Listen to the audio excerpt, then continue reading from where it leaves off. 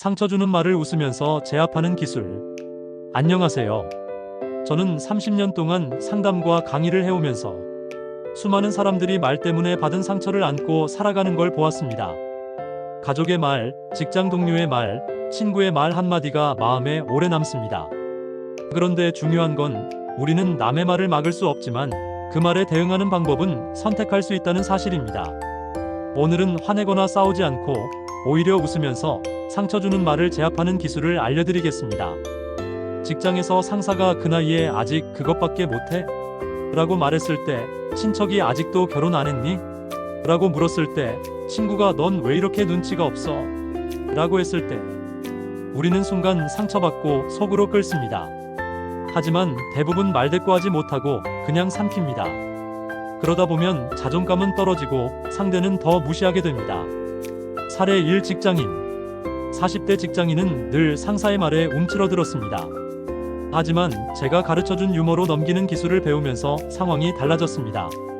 상처 주는 말이 나올 때 웃으며 가볍게 받아치니 오히려 분위기가 풀리고 상사도 더 이상 무시하지 못했습니다. 사례 2 모임 자리. 한 여성은 모임에서 넌 왜 이렇게 말랐어? 건강해 보여야지라는 말을 듣곤 했습니다. 예전엔 속상했지만 이제는 그래도 살은 안 쪄서 좋네 하고 웃으며 받아쳤습니다. 상대는 더 이상 같은 말을 하지 못했습니다. 사례 3 가족관계. 아버지가 늘 넌 왜 그렇게 게으르냐라고 하던 아들이 있었습니다. 아들은 웃으면서 아버지, 저 게으른 덕분에 오래 살 거예요. 스트레스 없잖아요. 분위기가 바뀌자 아버지도 더 이상 공격적으로 말하지 않았습니다.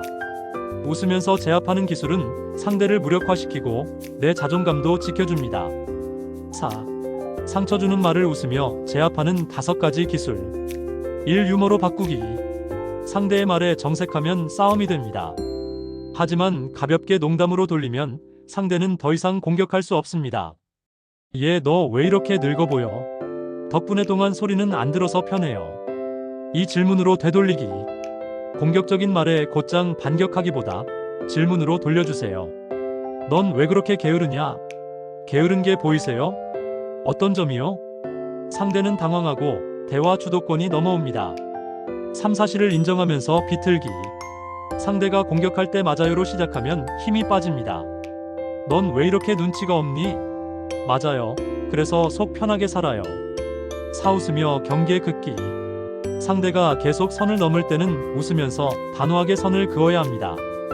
그런 말 들으면 조금 상처돼요. 농담이시죠? 이렇게 말하면 분위기는 부드럽게, 메시지는 확실히 전달됩니다. 5. 대화의 초점 바꾸기. 상대가 상처 주는 말을 했을 때 화제를 전환하면 흐름이 끊깁니다. 넌 왜 그렇게 살쪘어? 그러게요. 근데 요즘 운동 뭐 하세요?